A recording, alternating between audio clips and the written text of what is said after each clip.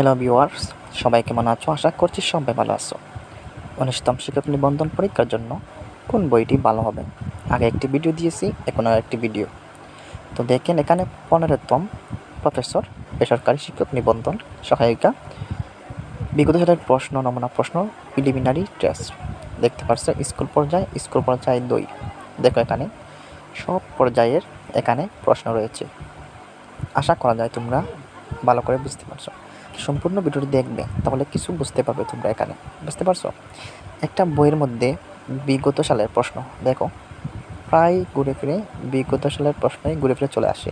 ওকে, তো তোমরা একটু প্র্যাকটিস করবা, পুরাতন বই একটু ম্যানেজ করার চেষ্টা করবা, ঠিক আছে? এখান থেকে তোমরা পড়াশোনার একটু মনোযোগ দিবা।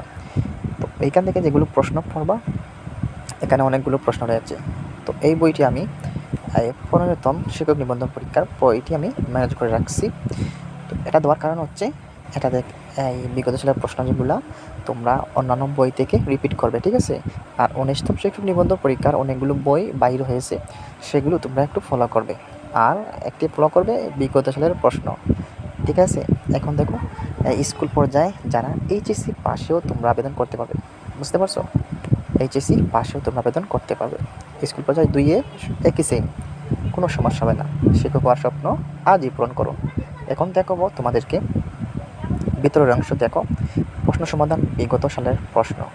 এখানে প্রিলিমিনারি টেস্ট কতগুলো দেখো। এখানে এই ক্যামেরা একটু ঝাপসার মধ্যে, হ্যাঁ দেখা যাচ্ছে না, তারপর আরও একটি ভিডিও তৈরি করে দেবো। এখানে দেখো অনেকগুলো এই বিগত সালের প্রশ্ন সমাধান এবং প্রত্যেকটি প্রশ্নের এই ব্যাখ্যা সহ বিশ্লেষণ সহ রয়েছে, ঠিক আছে? তো একটু ম্যানেজ করে তোমরা রিপিট করার চেষ্টা করবে এবং পুরাতন বই থেকে পড়ার এই বেশি একটু চেষ্টা করবে, ঠিক আছে? আর আরও ভিডিও আপলোড করব শিক্ষক সহ নিবন্ধন পরীক্ষায় যেভাবে পাশ করা যায়, সহযোগিতা করার যেগুলো চেষ্টা করবো, ইনশাল্লাহ করবো।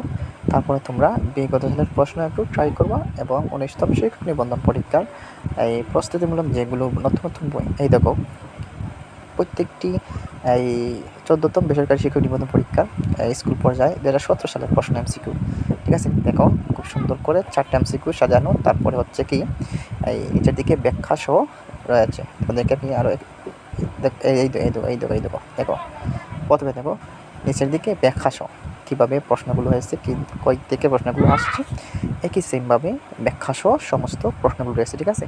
তো তোমরা একটু ভালো করে আয়ত্ত করে দেখে নাও, ঠিক আছে? ওকে, সবাই ধন্যবাদ, ভালো থাকো, সুস্থ থাকো সবাই।